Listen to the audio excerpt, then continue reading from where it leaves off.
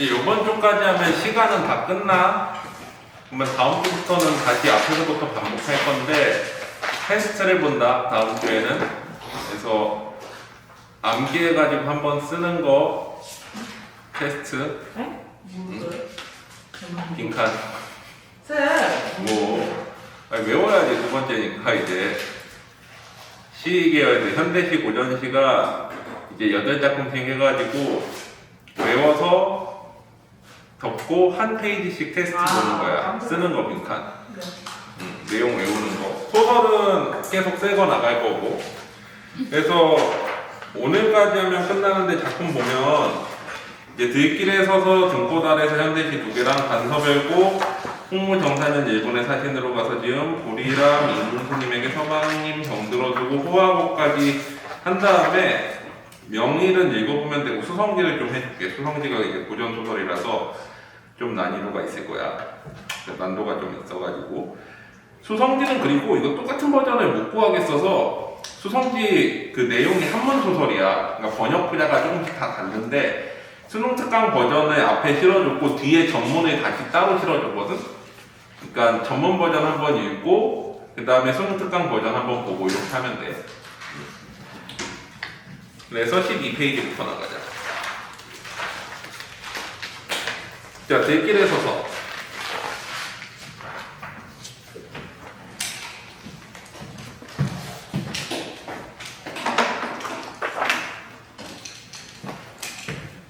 자, 들길에 서서는 화자 나오지.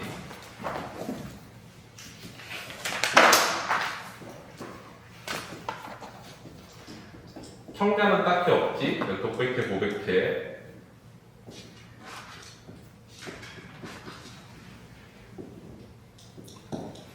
독백체, 고백체고.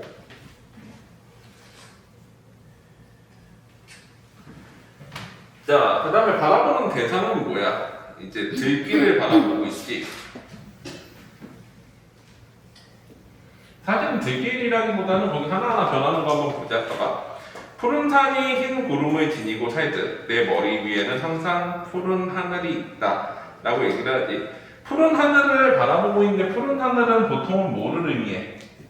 이상, 꿈 같은 거를 의미하지.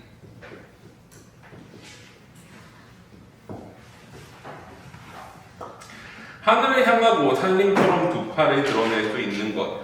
즉 뭐야? 이상, 꿈, 희망 뭐 이런 것을 추구하는 태도지. 이 추구하는 삶 자체를 어떻게 얘기해? 긍정적으로 인식하는 거지. 저기서 뭐라 그래? 드러낼 수 있는 것이 얼마나 숭고한 일이냐. 그거를 숭고하다라고 표현을 하지. 추구하는 삶을. 두 다리는 비록 연약하지만 젊은 산맥으로 삼고 부절히 움직인다는 둥근 지구를 밟았다니. 자, 이거는 뭐야? 젊은 산맥이라는 거는 어떤 의지, 이 추구하는 데 있어가지고 의지를 가지고 있고, 그 다음에 부절이라는 건 끊이지 않고 움직인다는 지구를 밟았다라는 거는 무슨 뜻이야? 어떤 부지런함을 가지고 있는 거지. 의지와 부지런함을 가지고 있어. 그러니까 이상과 꿈, 희망을 추구하는 것에 대해서 나는 긍정적으로 생각하고 거기에 대한 의지와 부지런함도 가지고 있어. 라고 이렇게 표현을 하는 거야. 푸른 산처럼 든든하게 지구를 디디고 사는 거지. 얼마나 기쁜 일이냐 라고 얘기를 해. 이것도 또 어때? 긍정적 태도를 한 번 더 나타내지. 그러니까 이상과 꿈, 희망을 가지고 살아가는 것에 대해서 2번이나 반복적으로 긍정적으로 생각을 하고 있지. 뼈에 저리도록 생활은 슬퍼도 좋다. 이거와 다르게 생활은 어때? 슬프지. 역사적 상황이지.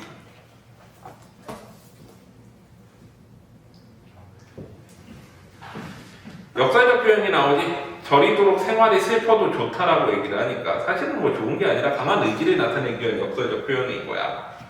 점은 들길에 서서 푸른별을 바라보자. 들길에서 근데 저문다는 건 뭐야? 생활의 힘든 고통스러움을 이 생활의 고통스러움을 저물다라고 표현하지.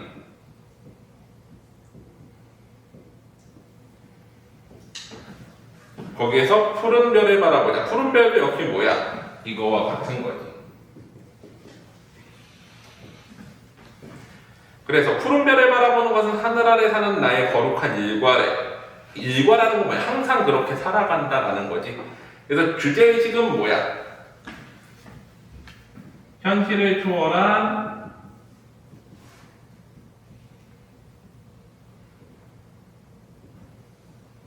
이상과 희망에 대한 의지지.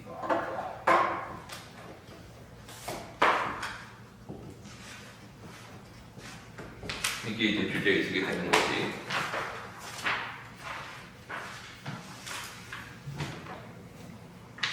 자, 그 다음에 또 뒤로 가보자.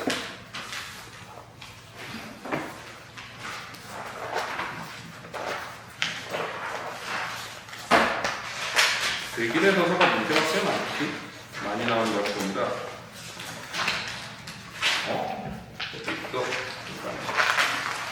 31쪽 응? 등꽃 아래서 아니에요. 31쪽이에요. 31쪽. 등꽃 아래에서 보자. 승수건. 자, 화자 표면에 나오니? 네. 나 나오지? 나. 청자는 없는 것 같고, 화자 표면에 나오고. 청자는 없고. 독백제 고백체지.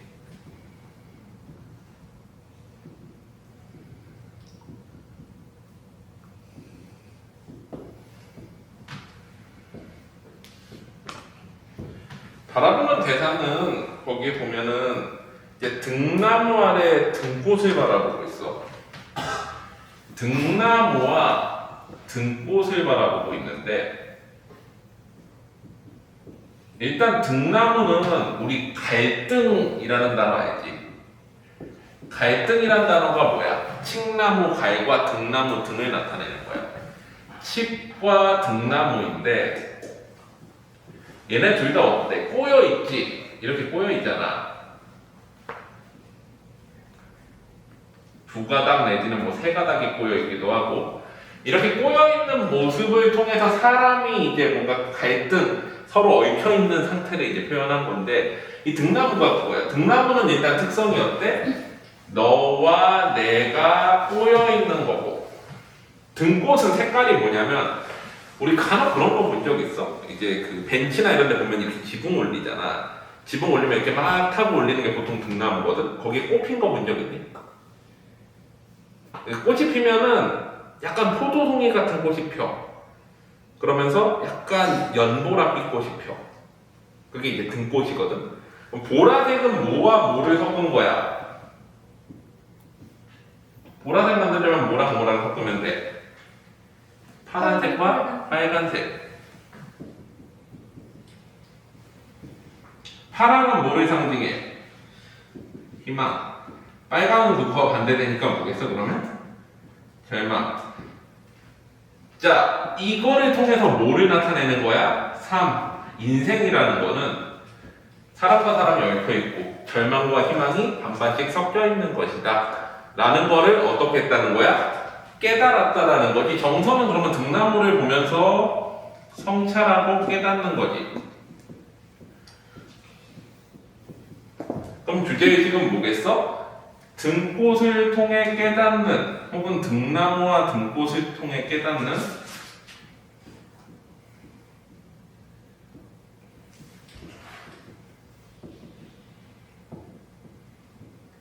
삶의 의미지.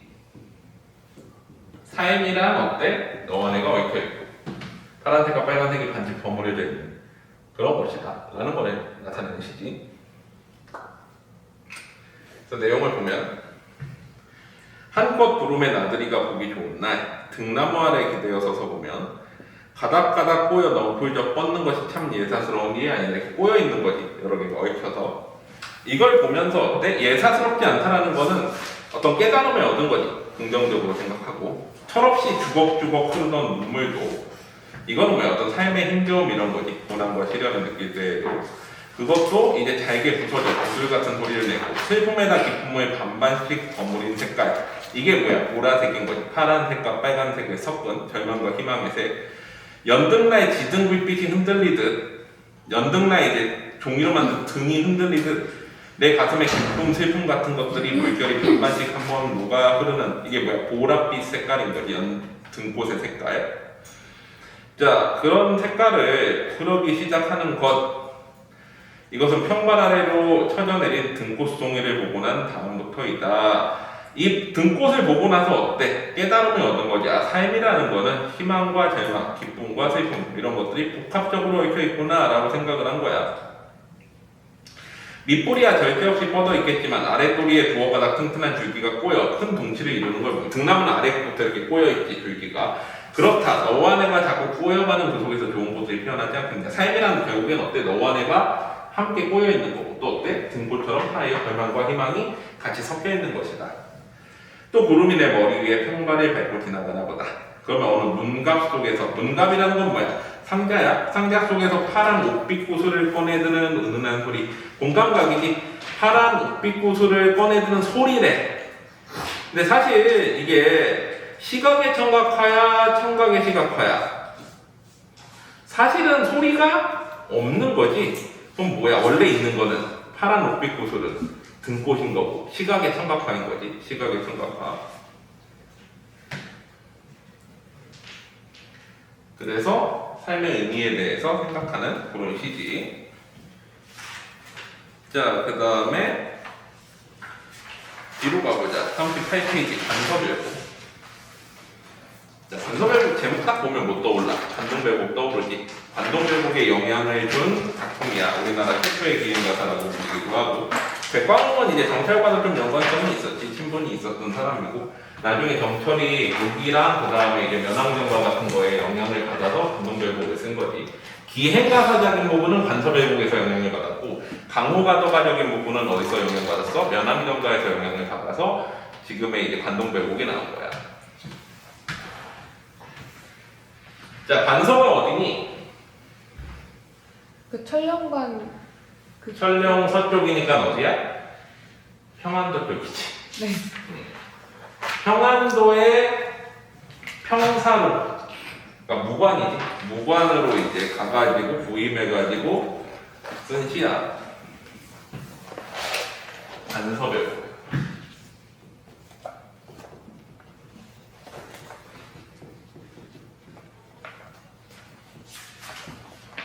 관동별곡과 유사한 부분이 되게 많아. 특히나 이제 부임하는 과정에서의 부분은 당연히 이제 영향을 받았기 때문에. 자, 앞에서부터 내용을 보면서 가보자. 자, 일단은 제일 첫 번째 서사는 임기로 부임하는 과정이 나오고, 이제 그 다음에 본사에 대해서는 부임 도중에 이제 다른 경물. 서사가 이제 임기로 부임하는 심정, 그 다음에 부임 과정의 본사일. 본사이가 어때? 이제 부임해가지고 거기 주변을 이제 돌아다니면서 느낀. 결사는 어때? 이제 관서에서 즐기면서 영분비정을 나타내는 임금에 대한 그리움. 그래서 주제의식은 뭐야? 기본적으로 이것도 관서지방 정치를 예찬하고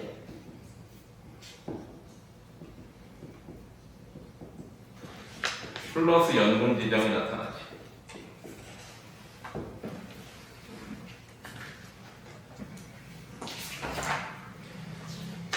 자, 원래는 좀 더 고어로 되어 있는데 수능특강이 이번에 실린 버전은 좀 더 현대어 버전으로 번역돼서 실렸어. 사실 관서별곡이 이렇게 많이 나오는 작품은 아닌데 현대어 버전으로 실려 있으니까 아마 니네 때도 현대어 버전으로 나올 거야. 대신에 주요 고어들은 암기하고 있어야 된다. 그래서 뒤에 내가 넣어놨거든. 여기를 넣어놨나? 이건 안 넣어놨네.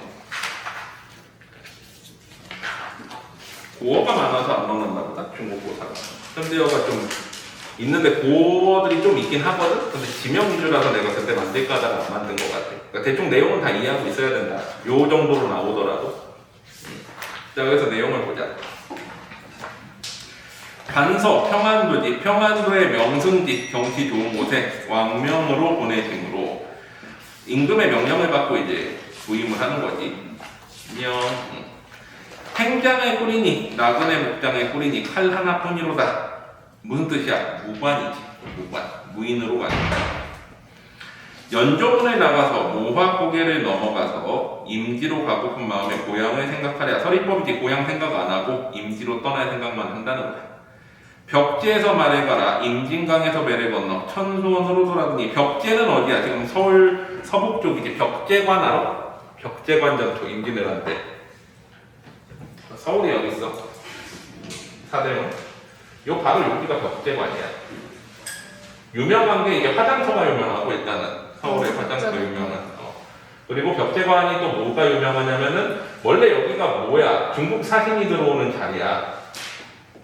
길목이고 그 다음에 여기에서 임진왜란 때 어때? 명나라군이 이제 처음 들어와서 반격하다가 여기에서 한번 일본군한테 반격당해서 벽제관 전투하지. 그래서 기병이 거의 전멸하고 전방에 있는. 그래서 이 이후로 명나라가 함부로 이제 일본군한테 기병 돌격을 못하게 돼. 그게 이제 벽제관 전투인데 여기 서울 북쪽 서북 쪽으로 가는 관문이야. 그래가지고 여기 이제 벽지에서 말을 갈아타는 거지. 그래서 임진강으로. 관동배국에서는 어디서 말을 갈아탔니? 양주에서 말을 갈아타고 여기. 그러고서 여주로 내려갔지. 여기 비슷한 대목이 나오지. 천수원, 임진강 건너서 천수원, 황해도로 들어갔지. 개성, 경기도, 황해도 아직 안 들어갔지. 개성이 경기도니까. 개성은 만국이라 만월 때 소속이 됐다. 무슨 뜻이야? 개성은 어디의 수도였어? 고려의 수도였는데 망한나라의 수도이기 때문에 만월 때는 고려 궁궐 터지. 거기 있는 대를 보기 싫다. 황주는 또 이제 황해도지. 황주는 전쟁터라. 가시덤불이 오고졌도다. 여기는 옛날 고려시대의 이제 전쟁터인데 거기 지나가지고, 그러니까 경기도 황해도 지나가지고 이제 어때? 위로 올라가는 거지. 석양이 직원을 채찍으로 재촉하여 구현원을 넘어드니. 이제 점점점 지명들이 이제 하나하나 나오는데 거기를 거쳐가지고 가는 거지. 여정이 나타나. 생양관 기슭의 버들까지 푸르다. 그래서 구현원, 생양관 이렇게 지나가는 거지. 옆에 페이지 가보자. 재송정, 정자지. 정자를 돌아들어 대동강을 바라보니. 대동강이면 이제 어디까지 가서 평양까지 왔지. 평양은 보면은 어떻게 되냐면 대동강이 이렇게 흐르고 여기 조그만 강이 있고 여기가 평양이야. 여기 모란봉이 있고. 천혜의 요사지. 강으로 둘러싸이고 뒤에는 산이잖아. 그리고 원래 여기가 이제 되게 방어하기 쉬운 곳이고 여기 이제 대동강을 건너가야지만 평양인 거야. 여기를 건너가면 여기 중간에 여의도 같은 섬도 하나 있어. 뭐였더라? 무슨 도 하나 있어. 이렇게 돼 있어. 지명 자체가. 자, 그래가지고 이제 대동강을 건너가야 되는 거지. 심리 물질 불빛과 안개 속의 버들까지는 위아래에 엉겨 있다. 봄이지 버들까지니까. 춘풍, 봄바람이 야단스러워. 화선. 화선은 거기 보면은 뭐야 이제 연희, 공중연희나 뭐 잔치 때 쓰이던 배야. 위아래로 엉겨 있고. 그러니까 되게 풍요롭고 평화로운 모습이지. 왜 그러냐면 기본적으로 평안도의 역할 자체가 어떤 거였냐면 사신이 오는 길목이었기 때문에 나머지 지역들은 세금을 전부 어떻게 했어? 걷어가지고 중앙으로 보냈는데 이 함경도는 안 보냈지만 너무 가난한 지역이고 평안도도 이제 국경 지역에다 사신들 맞이하는 곳에 돈이 많이 들어간다고 해서 거기 세금을 걷어서 그냥 보관해놨어. 그래서 우리나라에서 가장 권력 있는 감사가 어딘 거야? 평안감사. 평양도 관찰사. 원래 평양감사라고 하는데 정확히 말하면 뭐야? 평안감사야. 근데 이게 잘못돼가지고 평양감사라고 부르는데 평양의 가명을 가진 평안감사가 가장 권력이 있는 자리지. 그래서 여기가 어때? 되게 매국적이면서도 여러 가지 이제 물색이 번화한 곳이지. 어디 가니? 그래서 차점 하고 찾아보겠어. 오케이. 다 했어? 네. 자, 그래가지고 녹이 홍상 비껴하나 가냘픈 손으로 검은고를 짚으며. 이거는 뭐야? 이제 기생들의 모습이지. 붉은 입술과 흰 이로 채령곡을 부르니 이제 여인들이 노래를 부르는 거를 보지. 신선이 연잎 배 타고 욱빛 강으로 내려오는 듯하고. 자, 그래서 이렇게 그 여인들의 모습, 기생들의 모습을 표현을 했어. 그 노래를 부르는. 슬프다 나난 일 신경 쓰이지만 풍경에 어찌하리. 이거는 뭐야? 왕명을 따라서 이제 벼슬 자리에서 일을 해야 되지만 자연을 즐기고 기생들과 노는 것도 어때? 그것도 좋은 거지. 그래서 내적 갈등이 나타나지. 관동배국에서도 내적 갈등 나타났었잖아. 여기서도 이제 내적 갈등이 나타나는 거지. 그래서 왕명과 자연에서 이제 기생들과 노는 것 사이의 갈등. 그러니까 나란 일을 해야 되지만 여기서 이제 즐기는 것 때문에 이제 갈등이 일어나는 거지. 그 다음에 연광정을 돌아들어 부병루에 올라가니, 부병루도 되게 유명한 누각이, 우리나라에서 제일 유명한 한시 두 개 중에 하나가 뭐야? 우리나라에서 가장 잘 썼다는 한시 송인하고 부병루잖아. 평양에 있는 누각, 유명한 이제 누각이야. 부병루에 올라가니 능라도 꽃숲 꽃다운 풀과 금수산 안개 속에 꽃은 봄빛을 자랑한다. 아름다운 경치를 예찬하고, 천년고도인 평양, 원래 고구려의 수도였었지. 태평문물, 태평성대는 어제인 듯 하다면 어제와 옛날이 똑같은 것 같대. 풍월로에서, 풍월로 하면 누각이지. 보통 루자 붙으면 다 누각이고 정 하면은 정자지. 옛날에 반동별곡을 안 했구나. 자, 봐봐. 자, 사다리 타고 올라가는 정자야. 뭐라고 돼 있어? 루지. 그냥 정자는 정. 대는 높은 데 이제 있는 곳이나 만월대 같은, 혹은 그 위에서 내려다보는 정자, 이런 게 대야. 루는 또 뭐도 쓰냐면은 우리 성문 위에 있는 이런 건물도 루라고 해. 그래서 이렇게 통상 불러. 지명에서 그리고 또 뭐 나와? 포 하면 뭐야? 나루터지. 그래서 이런 것들은 좀 알아두면 좋아. 예를 들면 경포대 같은 거 봐봐. 경포대는 두 개가 섞여 있어. 경포호의 푸부에 있는 앞에 있는 대. 경포대 해수욕장 하면은 뭐가 있어? 경포호가 있고 포구가 있고 그 다음에 어떻게 돼? 그 앞에 대가 있지. 이렇게 언덕이. 이런 식인 거야. 이름 자체가. 자, 풍월로 꿈에 깨어 칠성문이라는 문으로 돌아더니 단출한 무관 차림에 객숙 나그네 이름이 어떠하냐. 이제 어때? 평양으로 들어간 거지. 노대도 많고 누와 대가 많고, 그러니까 높은 곳에서 내려다보는 것들이 많고 강과 산도 많건만은 백상루, 여기 루각이지. 백상루에 올라앉아 청천강을 바라보니, 청천강은 어디야? 대동강 이북에 있는 곳이지. 평양을 건너가서 이제 청천강까지 올라간 거야. 우리 6.25 전쟁 때 보면은 이제 대동강 건너가서 청천강까지 가가지고 청천강 넘어갔다가 중공군 반격 때문에 이제 내려오잖아. 일사후퇴하고. 자, 그래가지고 청천강을 바라보니 세 갈래 물줄기는 장하기도 끝이 없다.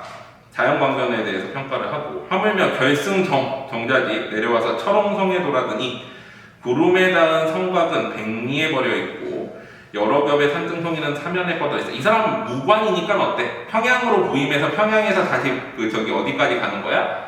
북쪽 변경까지 이제 발령을 받은 거지. 그래서 거기 간 거야. 사방의 군사 진영이 웅정한 경관도 팔도의 으뜸이로다 라고 해가지고 어때? 이제 부임지에 완전히 도착을 한 거지. 평양 거쳐가지고. 자, 그 다음에 본사 2에서는 어때? 이제 주변을 돌아봐. 그 외부 순찰을 해. 압록강부터 해가지고 쭉. 동산에 백꽃이 피고 진달래꽃이 못 다진 채 이제 늦봄이 된 거지. 계절의 변화가 나타나. 진영의 일이 없어 산수를 보려고. 이것도 어때? 가명의 일이 없어라는 표현, 영내의 일이 없어서 관동배국에서도 그런 표현들 나오지. 그래서 지금 할 일이 없어가지고 산수를 돌아보려고 약산 어디서 많이 듣지 않았어? 영변의 약산. 영변의 약산 진달래 있고 평안도에 있지. 약산 동쪽에 있는 대에 술을 싣고 올라가니 눈 아래 구름 낀 하늘이 끝이 없구나 라고 하면서 이제 어때? 내려다보면서 정치를 얘기를 하지. 자, 근데 여기서 보면은 이제 눈 아래 구름 낀 하늘이라고 표현을 했잖아. 그래가지고 어때? 이제 내려다보면서 이제 구름 낀 하늘이라고 얘기하니까 이제 그만큼 높이 올라왔다라는 거지. 눈 아래 내려다보니까. 그 다음에 위로 가보자. 페이지. 백두산 내린물이 상로봉을 감돌아 천리를 비껴 흘러 대 앞으로 지나가니, 이제 물이 흘러가는 거 약산동대 앞쪽으로. 구비구비 늙은 용이 꼬리치며 바다로 흐르는 듯 늙은 용이 흘러가는 것 같다. 지교법으로 표현을 했지. 여기까지가 이제 거의 어때? 그 수능특강에 나온 파트고 뒷부분은 안 나왔는데 뒷부분도 실어놨으니까 봐봐. 형승도 끝이 없고 경치도 끝이 없고 풍경인데 아니 뭐랴. 선녀처럼 가냘프고 아름다운 기생들이 화려하게 단장하고 좌우에 늘어선 채, 아까도 이제 기생들이랑 놀았고 지금도 기생들이랑 놀지. 보통 이제 무관들은 좀 그런 경향이 강하니까 보통 부임하면 검은고 가야금 생황 피리를 불거니 타거니 하는 모양은 주 모광 때에 서왕모를 만나 노래를 부르는 듯. 이거 뭐라 그래? 우리 보통은 양대문호라고 그러잖아. 양대에서 주 모광이 선녀 서왕모를 만나가지고 사랑을 나누는, 그래서 남녀간의 사랑을 나타내는 대표적인 표현이지. 서산에 해가 지고 동쪽 고개에 달이 오르니 아름다운 기생들이 교태를 먹고 잠받드는 모양은 낙고선녀가 양대에 나려와 초왕을 놀래는 듯. 이것도 양대문호와 비슷한 표현인 거지. 그래서 남녀간의 사랑을 나타내는 고사들이야. 이 경치도 좋거니와 근심인들 잊을소냐. 근심은 또 뭐야? 어떤 자기가 해야 되는 일들에 대해서 또 근심하는 거지. 내적 갈등이 계속 나타나. 좋은 경치에서 즐기고, 근데 어때? 자기 임금에 부임받은 이 명령은 해야 되고, 무관으로서. 어진 소백과 엄격한 주화부가 일시에 동행하여 강변으로 내려가니 빛나는 옥절과 휘날리는 깃발. 자, 여기는 무슨 뜻이야? 어진 소백은 이제 정치인으로서의 면목, 엄격한 주화부는 무관으로서의 면목인 거지. 문무를 겸비했다라는 뜻이야. 일시에 동행하여 강변으로 내려가니 빛나는 옥절. 옥절은 뭐야? 자기의 어떤 폐지, 그러니까 무관으로서의 직책을 나타내는 거예요. 휘날리는 깃발, 군대를 이끌고 내려가는 거야. 넓은 하늘 비껴지나 푸른 산에 떨치고 간다. 도남을 넘어들어 배곡에 올라앉아 설한령 뒤에 두고 장백산을 굽어보니 다 뭐야? 평안도 북쪽에 있는 지명들이야. 그 변방이지, 오랑캐 있는 곳. 연이은 언덕과 관문은 갈수록 어려운데 백이 중관과 천리 검각도 이러한가. 중관과 검각은 중국에 있는 관문이야. 그러니까 이러한 험준한 관문들이 중국의 뛰어난 관문들, 유명한 관문들과 비교해서 어떤가. 검각 같은 경우는 특히나 유명하지. 총나라로 들어가는 길목에서 총나라 망하기 전에 맨 마지막에 삼국지에서 보면 강유가 맞서는 데가 검각인데, 산이 이렇게 꺾이고 여기 이제 물이 흐르고 이쪽으로 물이 이렇게 흘러가. 여기 관문이 있어. 이렇게. 그리고 여기가 다시 산이야. 길이 이렇게 나 있어. 그것도 이렇게 나무로 해가지고. 요게 검각이거든. 이런 데들과 비유를 하는 거지. 되게 이제 험준한 지역. 8만 용사는 앞으로 내달리고, 과장법이지. 8만 명이나 끌고 갔겠어. 8만 명이면은 우리나라 저 때가 언제야? 그 효종이 복권하려고 해도 3만인가 4만 분이 못 봤는데 8만이 어딨어? 8천이면 모를까? 800도 안 되겠다. 근데 일단 과장법이지. 그래서 8만 용사 내달리고 3천 기병은 뒤에서 달려오니 오랑캐 마을이 우러러 항복하여 백두산 내린 물에 한 곳도 없도다. 무슨 뜻이야? 이제 오랑캐들을 다 토벌해가지고 오랑캐 마을이 이 압록강 안쪽으로 하나도 없다라는 거지. 긴 강이 요새인들 지리로 혼자하며 군사와 병마가 강한데 인화 없이 하겠느냐. 무슨 뜻이야? 오랑캐들을 싹 다 없앤 게 강한 군사력으로만 되겠냐.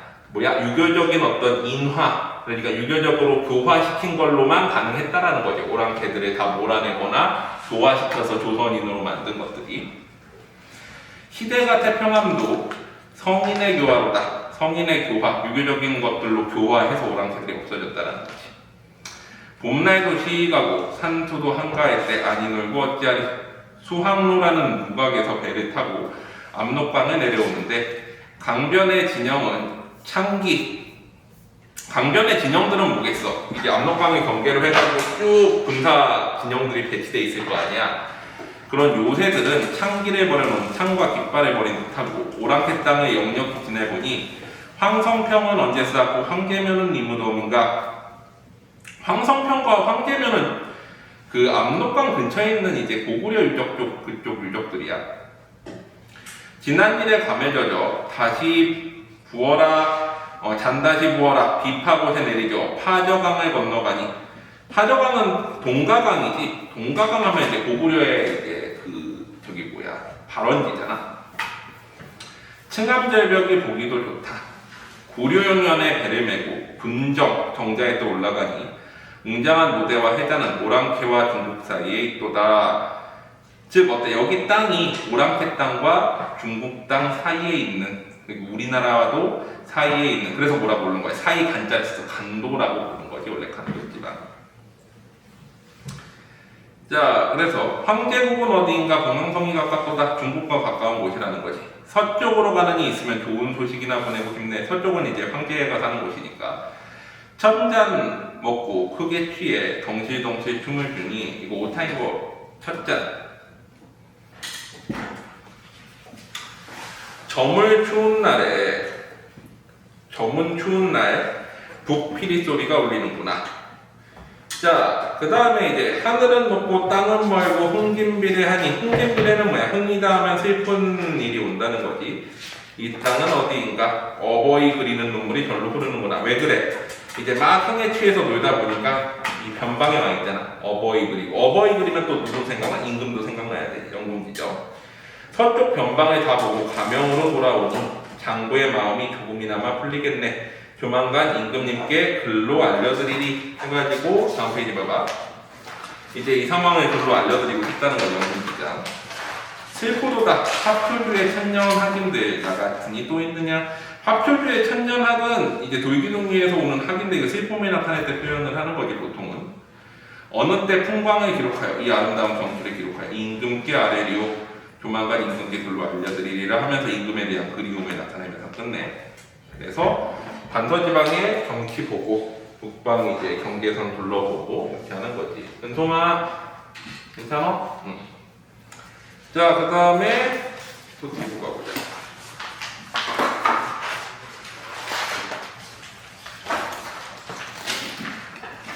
페이지 50페이지.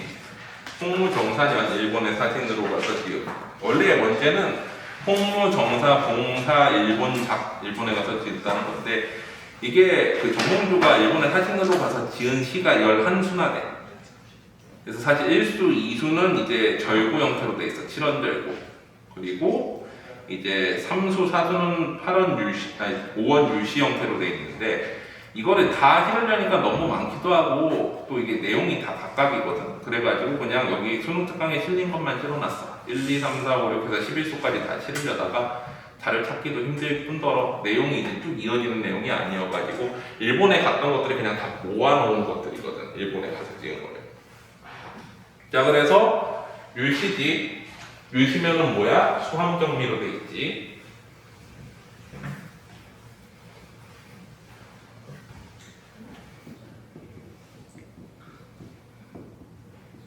어떻게 돼? 함년 두줄 됐고, 경년 두줄 됐고, 동년과 함년, 백구와 대비를 이루는 게 기본적인 시의 형태라고 했지. 자, 일본의 사진으로 가서 지은 시인데 보면 섬나라의 봄빛이 움직이지만 섬나라에 이제 봄이 된 거지. 일본에 가서 하늘가에 길손이 못 들어가네. 하늘가라는 건 하늘 끄트머리니까 이제 고향으로부터 떨어져 있는 자신의 위치를 나타낸 거지. 길손은 손님이니까 자기 자신이고, 풀은 천리 잇따라 푸르러 있고 다른 타양 고향에 함께 밟거나 대꾸지. 이 함년의 이제 특징이지. 정치를 나타내고, 유세 황금 죄다 없어지고 고향 그리워 내 흰머리는 나네. 자, 유세 황금과 흰머리 해가지고 이것도 대꾸를 이루려고 노력을 했겠지. 그래가지고 유세라는 거는 이제 여러 사람들한테 이제 외교적으로 사진으로 가가지고 뭐 하는 거야? 뭐 돈 쓰고 이러면서 이제 포섭하고 뭐 이런 걸 유세라고 표현을 한 거지. 그리고 흰머리 났다라는 건 뭐야? 그만큼 나이가 들었다라는 거지. 이것도 대꾸인데 앞에는 어때? 정치를 얘기하고 뒤에는 자신의 상황을 얘기해서 대비를 이룬 부분이 있지. 사나이가 사방의 뜻을 두는 것은 공명망을 위한 것은 아니라네. 이게 내가 사신으로 열심히 일하는 거는 나의 부귀공명을 위한 게 아니라 나라를 위한 것이다 라고 얘기를 하고 있는 거야. 자, 그 다음에 그 다음 수 한번 보자.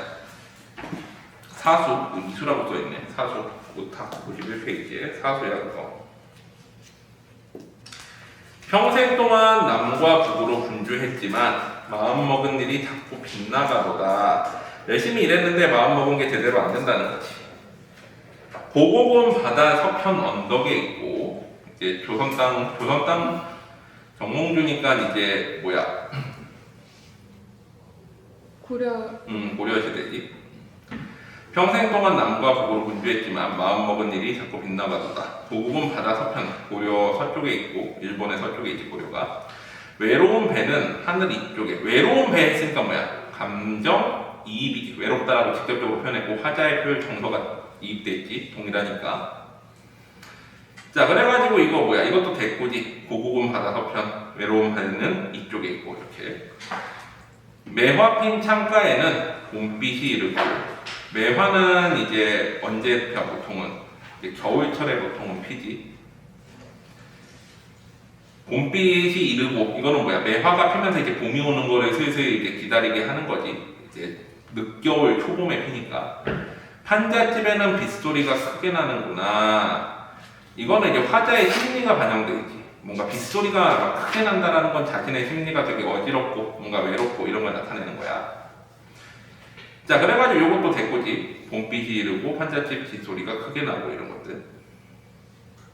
홀로 앉아 긴 해를 보내거니와 집 생각에 괴로움을 어찌 견디랴. 그래가지고 어때? 고향에 대한 그리움을 나타내지. 그래서 고향에 대한 그리움을 나타낸 시지 한국에서. 자, 그 다음에 또 뒤로 가고요. 58페이지. 이것도 원제는 불이람 증인운석인데 해석하면 불이람의 인운 스님에게 라는 식으로 되어 있는 시지. 자, 요거는 이제 절구지 4줄짜리 한시니까 기승전결에서 전 부분에서 어때? 시상의 전환이 일어나는데 여기는 기승과 전결 사이에, 그러니까 승과 전 사이에 시상 전환이 일어나. 자, 내용을 보면은 절이 흰 구름 속에 묻혀 있는데 스님은 흰 구름을 쓸지도 않네 라고 표현을 하지. 이거는 뭐야? 흰 구름 속에 가득 이제 절이 숨겨져 있어가지고 거의 잘 보이지 않는 그런 상황인 거지. 근데 이거는 모르게 속세와 단절되어 있는 느낌도 있지. 속세와 단절되어 있는. 손님이 와서 비로소 문이 열리니 온 골장에 송화꽃이 벌써 세웠네. 송화꽃이 세웠다는 건 뭐야? 계절적 분위기에서 계절의 시간의 경과를 나타내지. 그래서 시간의 경과를 알지 못하다가 손님이 와서야 드디어 어때? 계절의 변화를 알 정도로 속세에서 완전히 벗어나 있는 공간에 대한 이미지를 표현한 시지. 그래서 이거는 뭐야? 속세와 떨어진 어떤 공간의 이미지를 묘사한 게 주제의식인 거야. 됐지? 자, 요거는 뭐 그렇게 어렵지 않고 뒤로 가보자. 61페이지 김수장이지. 김수장 하면은 어때? 김수장, 김천태, 박효관, 큰 뭐였어? 중인 가수 가객이지. 그래서 이거는 이제 김수장이 약간 이제 사설 시조 당시 유행과 비슷하게 해가지고 쓴 거지. 사람들한테 인기를 얻을 만한 그런 시를. 내용을 보면은 남편에 대한 아내의 사랑이 나타나는데 서방님 병들여두고 쓸 것이 없어. 서방님이 병들여가지고 내가 뭔가 먹을 거 맛있는 거 해주고 싶은데 돈이 없어가지고 종로 저자의 달래라는 건 뭐야? 이제 머리카락 그 가채 거지? 가채 머리 올리는 이제 가발 가짜 그거 여자들이 이제 많이 했잖아 옛날에는. 그래가지고 이제 그거가 너무 과하니까 영조 때인가 그때쯤에 이제 가채 금지시키고 막 그랬잖아. 그랬는데 이제 그거를 팔아가지고 배 사고 감 사고 유자 사고 석류까지 샀어. 과일들을 다 샀어. 옛날엔 과일이 되게 비쌌지 우리나라에서. 아차차 근데 오화당을 잊어버렸구나. 오화당은 뭐야? 사탕인데 이거 넣어야 이제 화채 만들었을 때 달 거 아니야. 근데 나머지는 다 사왔는데 화채만 안 사오면은 그것도 사러 가기도 그렇고 안 사면 또 그렇고. 그래서 어때? 수박에 술 꽂아 넣고 한숨 겨워하느라 수박 화채에 과일 이것저것 넣고 오화당만 넣으면 되는데 그거를 이제 못 사서 안타까워하는 남편에 대한 사랑과 안타까움이 나타나는 시조지. 됐지? 요거는 그리고 아차차차 뭐야? 음성강진어 쓰였다. 그 정도 알아보면 되고. 또 뒤로 가보자. 71페이지 호하고 불을 호자에다 아이지. 아이를 부르는 노래. 왜냐면 그게 연시조인데 아이야 뭐뭐해라 이런 식으로 계속 들어가. 그래가지고 불을 호, 번호법 할 때, 호격줄 할 때도 호지. 아이를 부르는 노래.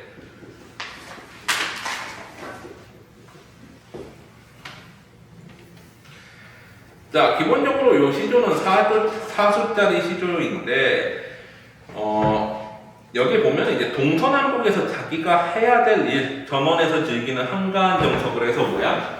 한정가에다가 플러스 뭐가 들어가? 유교적인 연군지적, 연군가가 같이 들어가 있는 형태야. 자, 그래서 내용을 보면 아이야 라고 시작해서 호화국인 거지. 부럭망태 거두어라. 서산에 나에 늙었다. 서쪽에서 이제 날이 이제 지어가는 거지. 밤지낸 고사리가 하만이 늙었으랴. 고사리가 아마 안 자랐겠느냐 이런 뜻이지. 고사리 캐는 건 옛날부터 어때? 선비들의 어떤 청빈한 삶을 나타내는 거지. 수양산에서 백이숙제가 고사리 캐어 먹다가 죽은 이유로. 이 몸이 이 푸세 아니면 조서거이 드네리. 이 몸이 이 고사리 캐지 않으면은 아침 저녁을 어떻게 먹겠느냐. 이거 어때? 고사리로 밥 먹어야지 라는 뜻이고, 나는 그만큼 어때? 소박한 삶을 살고 있다라고 얘기를 하고 있는 거지. 자, 서쪽이었지. 그 다음에 이수에서 이제 동쪽으로 나가. 아이야, 대롱삭갓. 도롱이야 삭갓은 뭐야?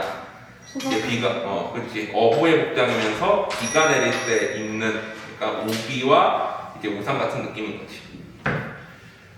대롱이야 삭갓을 차려 동간, 동쪽 시내에 비가 지었다. 비가 이제 내린대. 기나긴 낚싯대에 비늘 없는 낚시매요. 비늘은 뭐야? 바늘 없는 낚시지. 이거는 뭐를 나타내 보통은? 강태공의 일이랑 상관이 있지. 원래는 뭐야? 이름은 여상, 여망, 태공망이라고 그러기도 하고. 원래는 이름이 이렇게 다양한 이유가 강족 출신이고, 태공이라는 건 원래 직책 이름이지. 제 나라를 이제 그 봉분받았거든. 왜 그래? 이 주나라가 처음 이제 그 황제의 나라가 됐을 때 문왕과 무왕이 주왕을 초벌할 때 책사로서 불렀던 인물이지. 언제 등용돼? 나이 90세에 등용이 돼. 80세부터 90세에서 100세까지 100세에 등용되는 거야. 90세에서 100세까지 10년간 낚시했다 그러지. 바늘 없는 낚싯대 그리우고서 그러다가 이제 등용이 돼가지고 이제 제나라에 나중에 이제 왕으로 부임을 하는데, 이 사람은 원래 이제 뭐 여씨였다 그러기도 하고, 어쨌거나 이름이 상 혹은 이제 망 뭐 이렇게 해가지고 태공망, 여상, 여망 뭐 이렇게 부르기도 해. 여러 가지 이름으로. 근데 이 사람이 이제 그 바늘 없는 낚싯대를 10년 동안 하다가 나중에 이제 책사로 발탁이 돼가지고 높은 자리까지 올라가지.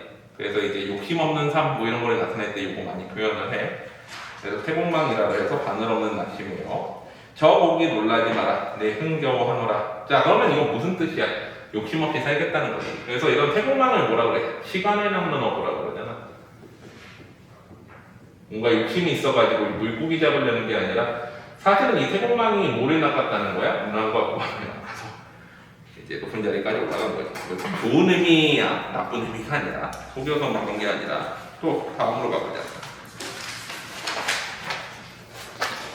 이제 동서했으니까 남쪽 나와야지. 아이야, 죽조반 아침으로 먹는 죽을 나오. 남녀, 남쪽 밭에 일이 많구나. 서투른 따비를 누구 마주 잡으려노? 따비는 서로 같이 해야 되는 농기구인데 그걸 누구와 마주 잡으려냐? 내가 농사일에 가서 서툴다는 거지. 하지만 어때? 두어라, 성세, 태평성대의 궁경.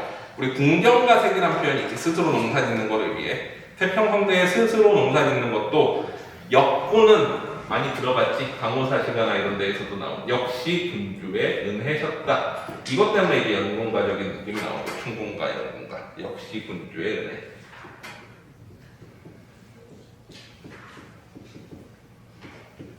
마지막에 이제 북쪽 가야지. 아이야, 소 먹여내어 북과 북쪽 마을의 새소를 먹자. 되취, 크게 취한 얼굴을 달빛에 실어오니 어주버, 감탄사지. 아, 감탄사야. 희황상인. 희황은 뭐야? 복희때의 사람인 거잖아. 복희황의 상인. 그것보다 이전 사람. 그러니까 태평성대의 사람을 뜻하는 거죠. 복희 이전의 사람.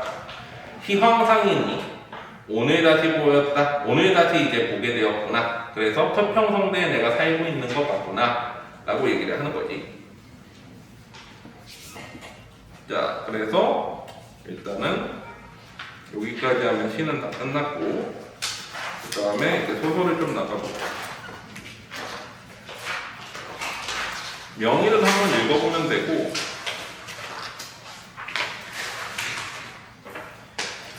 수성기를 좀 나갈 건데 132페이지.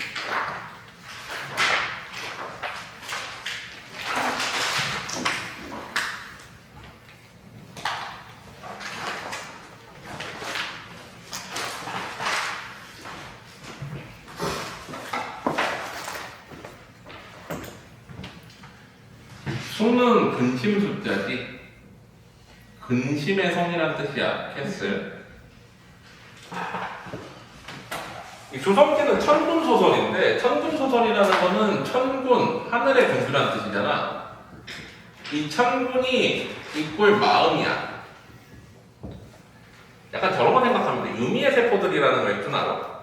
그거랑 비슷한 느낌이야. 그 안에 보면 이제 그 본인이 그 안에 있는 세포들이 일하는 게 나오잖아. 뭐 심리 상태 같은 걸 그렇게 표현하잖아.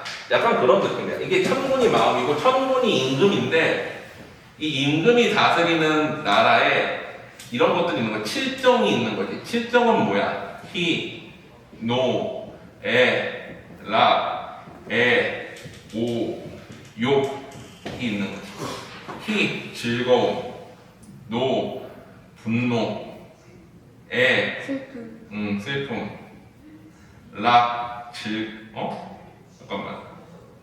뭐냐? 희, 노, 에. 헷갈리네? 잠깐만. 희노애라. 칠정이 안 좋은 거 아니에요? 혹시? 7가지 정서. 사단 칠정. 사단 칠정. 칠정은 안 좋은 건 아니고 인간의 그냥 개인적인 감정들이야. 잠깐만. 락이 즐거움이고 희가 뭐냐 그럼? 기쁨 아니에요? 응? 아 기쁨 맞다. 기쁨. 스피클이. 이 애는 뭐야? 사나,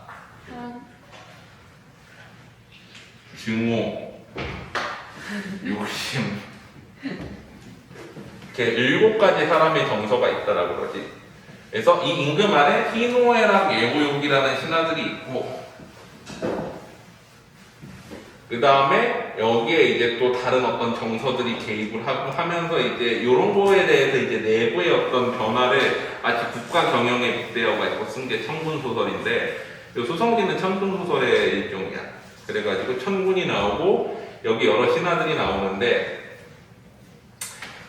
이제 우리 보통 억울하게 죽은 사람 대명사 하면 불원이라는 사람이 있다. 불원. 초나라의 대부였던 불원, 초방에 빠져 죽은 사람이잖아. 어부사시사에서도 나오고 고전시가에 되게 많이 나오지. 이 사람이 갑자기 나타나. 그러니까 이 사람이 갑자기 나타났다는 거는 이 마음이 이 책을 읽고서 이 불원의 억울한 사정에 대해서 알게 되면서 이 불원이 들어와가지고 뭐를 지어? 마음속에 수성을 지어. 근심의 성을 지어. 이 근심의 성을 이제 마음속에 지으니까 마음속에 근심이 가득할 거 아니야. 그래가지고 요거를 이제 토벌하기 위해서 뭐를 사용할까? 술 사용하지. 그래서 술 하면은 이제 국자를 많이 쓰지. 국이라는 게 술, 누룩 뭐 이런 걸 나타내는 거잖아. 국경이라는 술을 사용해서 이 수성을 함락시키고, 근데 술을 사오기 위해서 뭐를 불러? 공방이라는, 공방전에 나왔던 공방이지. 돈을 통해가지고 임금이 돈을 시켜서 돈한테 국경을 불러오게 해가지고 수성을 함락시킨다는 뜻인데, 이건 뭐야? 돈 주고 술 사서 마셔서 근심을 잊어버렸다. 이게 이제 그 주된 내용인 거지. 그러니까 전체적인 스토리는 마음에 근심이 생겼는데 돈 주고 술을 사서 마셔서 근심을 잊어버렸다는데, 요거를 이제 국가경영 스타일로 쓴 거야. 이해되지?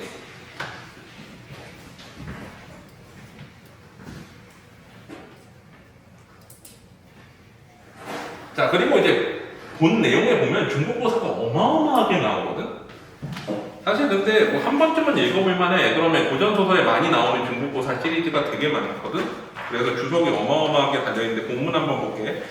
앞에 지금 들어가 있는 거는 이제 수능 특강 나온 부분이고 136페이지까지는.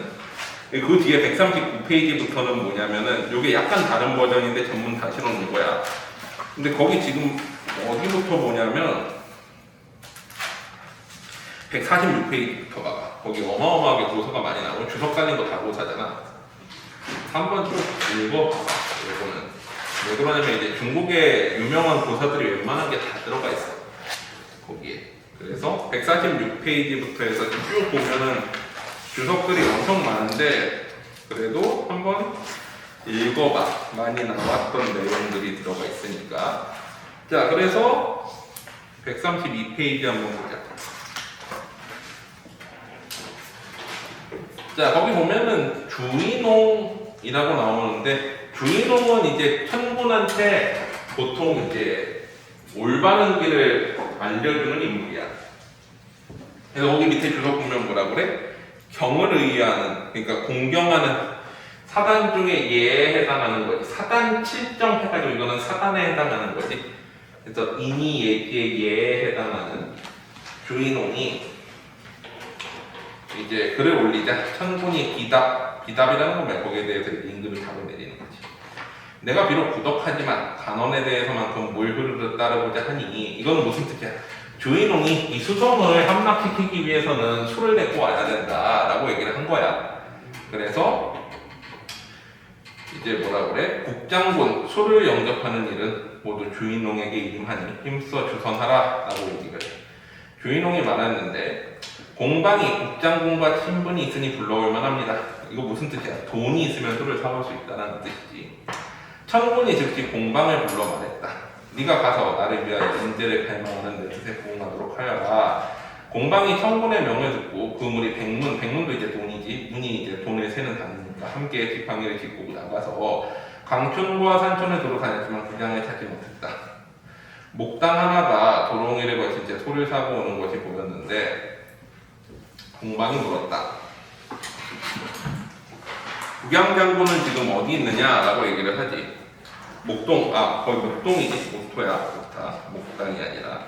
약간 6페이지. 목동이 웃으며 말하기를 여기서 멀지 않습니다. 저기 바라보이는 곳에 계십니다. 라고 얘기를 하지. 목동은 녹양촌 안에 붉은 탈구꽃이 핀 담장을 가리켰어. 그래서 공방이 즉시 풀이 우거진 시냇가 오솔길을 따라 담장 앞에 이르렀는데 과연 국양이 푸른 깃발 아래 목로주점의 미인을 데리고 앉았다가 푸른 깃발은 이제 술집임을 나타내는 표시고 목로주점의 미인은 이제 주모를 나타내지. 공방이 오는 것을 보고 배간으로 대하며 이 배간이라는 거는 원래 이제 그 고사에 나온 거. 고사에 나온 거지. 중림칠연 중에 한 명이 이제 자기가 싫은 사람이 오면 어때? 이게 우리가 이렇게 째려보면 흰색이 많이 보이잖아. 그걸 배간이라고 그러고 반대되는 게 청한, 좀 이렇게 좋은 눈으로 바라보는 거를. 배간시하다라는 표현이 배간으로 대하며 말했다. 힘들게 먼 곳을 찾아오셨는데 제가 무엇으로 보답하지요? 그랬더니 이제 공방이 꾸짖으며 말했다. 금초로 받고 오기를 바라오 서량을 바라는데요 라고 얘기를 하지. 그러니까 이제 뭐 말은 그렇게 했지만 실제로 이제 잘 대해주지 않으니까 공방이 이제 꾸짖는 거지 술을. 그래서 금초로 받고 오길 바라오. 금초는 거기 보면 이제 높은 벼슬아치를 뜻한다 그러고 서량 같은 경우에는 이거 뭐 해석이 여러 가지인데 서량은 원래 이제 뭐야 서쪽에 있는 양쪽을 해가지고 지금의 이제 저쪽 장안 서북 쪽에 있는 이제 지역이지 변방 지역. 근데 이거를 뭐 이제 서량의 수도가 이제 뭐 주천이어가지고 술을 가져오길 바라는 게요라고 해석하기도 하고 또 어떤 문헌에서는 이렇게 해석하더라고. 옛날에 이제 그 삼국지 시대 때 의문론 답지.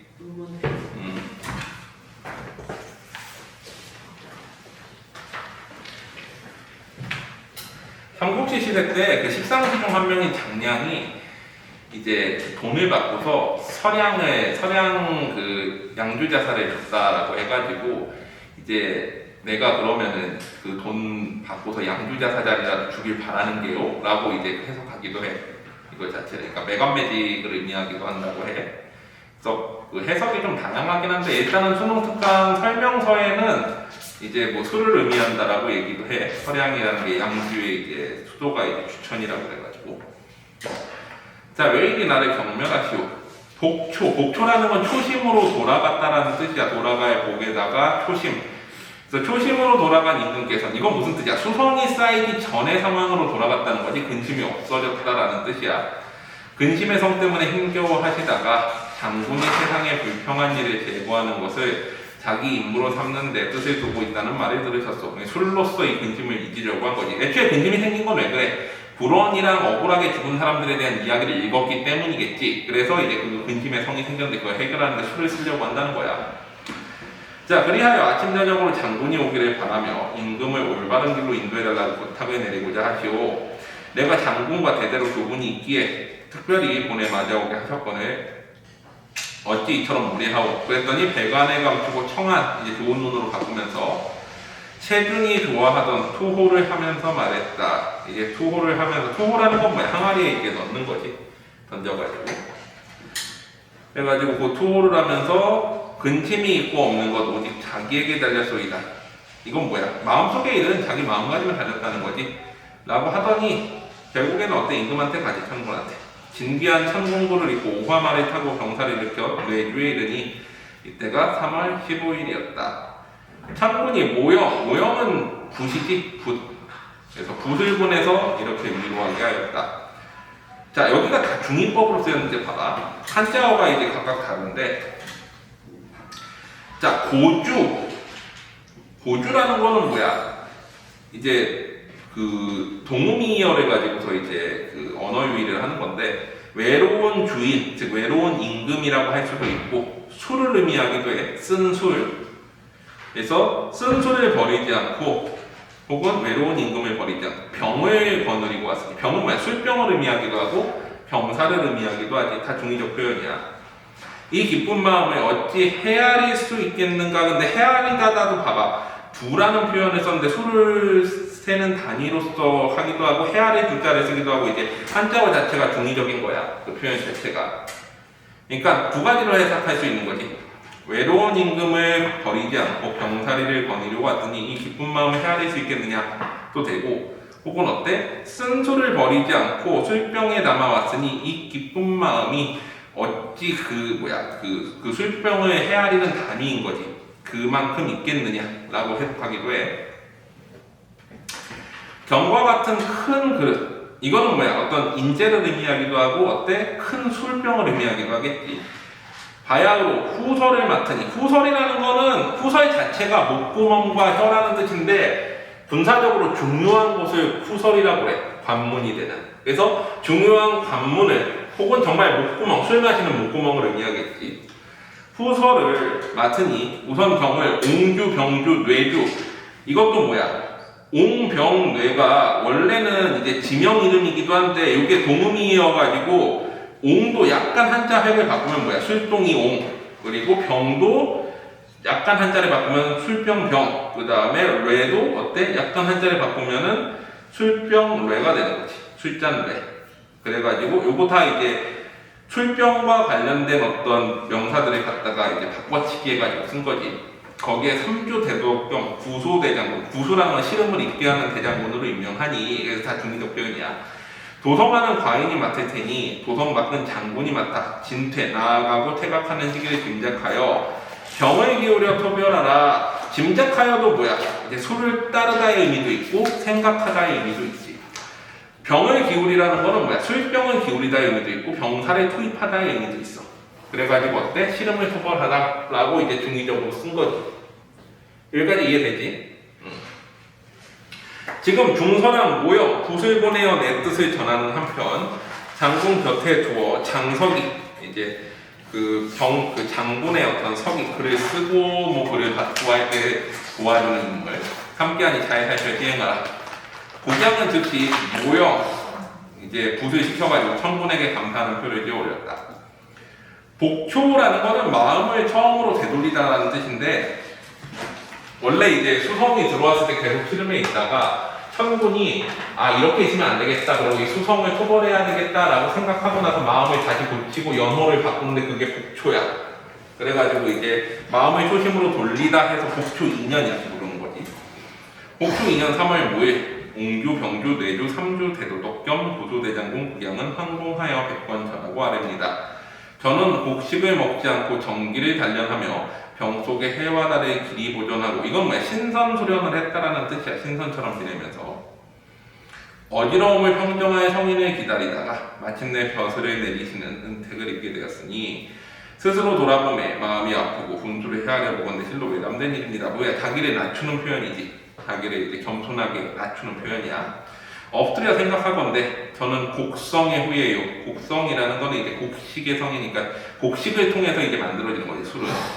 조개의 육파로서.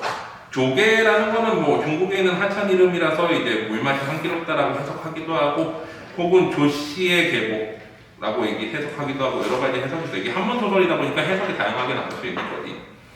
육파로서 왕탄지와 사안을 따라다니며 강동의 풍류를 뽐냈고, 이거 이제 중국의 명문가 출신들 술을 즐기던. 해강과 유령의 풍치. 이것도 뭐야? 이제 중림칠연의 한 사람들이지. 해강과 유령. 이 사람들도 술을 이제 많이 즐겼지. 중림칠연이라는 게 뭐야? 이제 위진남북조 시대 때 나라가 어지러워가지고 정치에 나아가지 않고 음고하면서 지낸 사람들을 의미하지. 중림에 깃들여 있습니다. 그래서 이제 중림칠연이기 때문에 중림, 대나무 숲에 이제 같이 지낸다는 거지. 반평생 동안 드나드는 곳은 유리종과 앵무잔, 술잔을 의미하지. 100년 동안 사귐은 오직 습가지와 고향의 술꾼들. 그러니까 술꾼들한테 이제 어울리고 술잔에서만 지냈다는 거는 술이라는 걸 의미하는 거지. 제 행동이 예법에 맞지 않아 오랫동안 강호에 떠다니는 신세였건을 전하께서 저를 버리시지 않고 정벌의 의무를 맡기실 줄을 어찌 알았겠습니까? 저 같은 광생이 어찌 큰 벼슬을 감당할 수 있겠습니까? 라고 얘기를 하죠. 현인을 등용하면 대적할 자가 없고 근심을 공격하는 데에는 방책이 있습니다. 앞에까지는 자기를 겸손하게 얘기한 다음에 하지만 어때? 일을 해결하겠다라는 거지.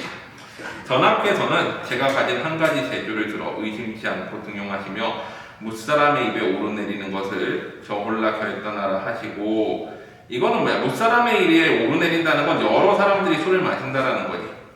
근데 어쨌거나 이거를 이제 홀로 결단하게 했다라는 거지. 뭔가 이제 문제가 될 수도 있는 것들을 저를 믿고 맡겼다는 거야. 마침내 얕은 재주를 바다 같은 도량으로, 바다 같은 도량도 두 가지 해석을 하지. 큰 주량, 그러니까 술을 마실 때 주량을 의미하기도 하고, 혹은 신화를 받아들이는 어떤 넓은 마음을 의미하기도 하지. 포용해 주시니 감히 맑은 절개를 한층 더하고 향기를 더욱 바라지 않을 수 있겠습니까?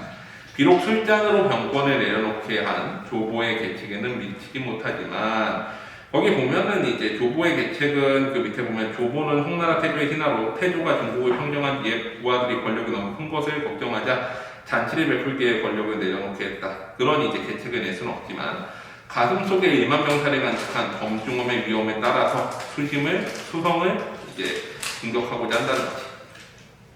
청문이 표를 읽고는 몹시 기뻐하여 특히 서주 역사를 영접장군으로 임명하여 도독의 휘하에 두었다. 다시 한 명을 또 붙여준 거야. 이때 해가 저물어 연기가 피어오르고 산들바람에 제비가 지저귀는데 양쪽 진영에 화살에 매단 경문을 서로 쏘아보내고, 서로 이제 편지를 쏘아보내는 거지. 서로 싸우기 전에. 북소리와 피리소리는 사기를 북돋우고 장군은 조구에 올라, 조구라는 건 이제 술을 이제 올려놓는 그런 자리인 거지. 주허후 유장에게 분부를 내렸다. 이 부분도 해석이 이제 승특강에서 정확하지 않아가지고 그냥 이렇게 해놨는데, 주허후 유장 같은 경우에는 이제 뭐 다른 원문에서는 또 해석이 다르게 들어가 있으니까 그건 주석 한번 봐봐. 불령이 지엄하니 내가 불령을 담당하여 기둥을 찌르는 조만한 장수와 술을 피해 달아나는 노병이 없게 하라. 무슨 뜻이야? 이제 술을 마시게끔 하고 술을 마시지 못하게 하는 일이 없게 해라 라는 뜻이지. 술을 마셔야 된다는 거지. 그래야 흐름이 없어진다는 거야. 자, 그래가지고 135페이지에 보면, 그러자 군중이 엄정해져 감히 떠드는 자가 없었고 나아가고 물러나는 데도 질서가 있었으며 공격하여 전투를 벌이는 데도 법도가 있었다. 진법은 육화진법을 본받았으니 이것은 해바라기의 모양을 본떠 만든 것이다. 옛날에 이정이 고구려를 공격할 때 산이 험준해서 제갈공명의 팔진법을 쓸 수 없었으므로 육화진법을 대신 썼던 것인데 하면서 뭐 진영에 대한 유래를 얘기를 하고 지금 이 진법을 썼다는 거지. 장군은 옥주도 중의적 표현이지. 거기 옥으로 만든 배 혹은 옥으로 만든 술잔을 타고 주지, 수레의 연못을 건너 칼로 삿대를 치며 맹세를 했다. 반드시 근심의 섬을 소탕하고 돌아올 것을 이 물에 걸고 맹세하노라. 이윽고 해고 바다 입구에 배를 정복한 뒤 즉시 장석이 모형을 불러가지고 당장 경문을 짓겠다. 경문은 이제 그 상대한테 적한테 보내는 글이지. 모의 웅주병주 대도도 내주 대도도 보수대장군 이제 국영이지. 근심의 성에 경문을 보내노라. 잠시 머물렀다가는 하늘과 땅 사이에 나그네처럼 흘러가는 시간 속에서 장수하든 요절하든 매한가지 꿈이거나 이건 뭐야? 모든 일들은 다 꿈과 같다. 인생 무상이라는 거지. 살아서 시름 겪고 한스러운 것이 해골의 즐거움만 못하니 어찌 슬프지 아니하랴. 이렇게 시름 갖고 살 필요가 있느냐라고 얘기를 하는 거지. 너의 근심의 성은 우환이 된 지 오래다. 임금에게 쫓겨난 신하, 근심에 잠긴 하나, 저에게 있는 선비와 시인들이 근심의 성에 찾아와 거울 속에 얼굴을 쉽게 시들고 머리카락이 서리처럼 하얗게 새니 그 세력을 덮치고 제압하기 어려운 지경에 이르게 해서는 안 될 줄 안다. 무슨 뜻이냐면은 이 불원이 여기다 성을 짓고 이 여기에 이제 여러 가지 인물들이 들어오는데 대부분 다 억울하게 죽은 사람들이야. 막 관우도 들어오고 악비도 들어오고 다 억울하게 죽은 장군들이지. 또 억울하게 죽은 여자들, 뭐 양귀비라던가 뭐 이런 사람들이 다 들어와 여기에. 이거는 무슨 뜻이야? 이 사람이 이 천문이 이거와 관련된 이야기들을 읽었다는 거지. 억울하게 죽은 사람들의 이야기를 읽고 그게 마음속에 쌓이니까 어때? 수성이 지어졌다는 거야. 제일 처음 불원이었고 그게. 자 그래가지고 나는 지금 천군의 명을 받아 신풍의 병사를 통솔하여 신풍의 병사라는 건 소리지. 서주 역사를 선봉으로 삼고 합리와 해오를 비장으로 삼았으니 합리와 해오는 뭐야? 합리는 조개고 해오는 개야. 그러니까 안주를 의미 안주를 비장으로 삼았으니 그러니까 술과 안주를 가져왔으니 제갈공명이 진을 펴려 풍운진을 펴고 초패양 항우가 고금 제일의 용맹을 떨친다는데 우리 앞에서는 아이들의 장난에 불과하거네. 제갈량이나 항우는 전투에서 되게 전쟁에서 뛰어난 인물들이지. 이런 사람들을 못 막을 거라는 거야. 어찌 우리를 당해내겠느냐. 하물며 초나라에서 홀로 취하지 않은 불원쯤이야. 이거는 무슨 뜻이냐면은 불원이 억울해서 자기가 빠져 죽을 때 뭐라 그랬냐면은 이 초나라 사람들은 다 술에 취해 있는 것 같다. 근데 나만 깨어 있는 것 같다. 제정신인 사람이 나뿐이 없는 것 같아. 억울하게 유배를 가게 돼서 그래서 초방에 빠져 죽은 거잖아. 그래서 이제 불원을 그렇게 부르는 거죠. 혼자 깨어 있다. 술에 취하지 않고. 그런 불원쯤이야. 그 이야기에 무엇이 있겠느냐. 정문을 받는 날로 백기를 들라. 그래서 이제 불원을 이제 술의 상대로 삼은 거지. 불원만 혼자 취해 있지 않다라는 표현을 썼기 때문에. 자, 그래서 출락관으로 하여금 소리 높여 경문을 읽어 근심의 성 안에 두루 들리게 하였더니 성한 사람들이 항복할 마음이 생겼지만 오직 불원만은 어때? 왜? 불원은 술에 혼자 취하지 않는 사람이잖아. 그래가지고 불원만 어때? 살아나서 어디로 갔는지 알 수 없다. 장군이 해구 바다 입구로부터 이 바다는 뭐냐면은 그 뒤에 보면 나오는데 여기 어디 있냐? 뒤에 표현이 어디 있는데 흉해 거기 보면은 143페이지 마음의 바다거든. 흉해 거기 보면 주석에 마음의 바다라고 나와요. 그 마음의 바다 입구로부터 병안의 물을 쏟아 이거면 술을 갖다가 마음에다 갖다 붓는 거지. 기세등등하게 파죽기세로 내려오니 공격하지 않아도 성문이 저절로 열렸고 싸우지 않아도 원성이 항복하였다. 장군의 모용을 뽐내고 이세를 지나리며 군사들이 흩어 외곽을 포위하기도 하고 군사를 모아 내부에 기내치기도 하니 바다에 밀물이 몰려오고 강가에 성곽에 비가 퍼부어 범람하는 듯하였다. 천군이 영대에 올라 영대라는 거는 이제 영대를 마음속을 의미할 때 영대라고 쓰기도 하고 신령스러운 대 혹은 이제 임금이 올라가서 내려다보는 대도 되지. 중의적이야 이것도. 바라보니 구름이 사라지고 즉 마음속에 구름이 사라지고 안개가 걷히며 온화한 바람이 불고 봄날의 따뜻한 햇빛이 비쳤다. 지난날 슬퍼하던 자는 기뻐하고 괴로워하던 자는 즐거워하고 원망하던 자는 원망을 풀고 한해 품었던 자는 한인후가 없어지고 그래서 어쨌거나 어때? 마음속에 평화가 찾아왔다 라고 이렇게 표현을 하는 거지. 그래서 마음속의 일을 이제 표현한 전쟁에 빗대어서 표현한 그런 글이야.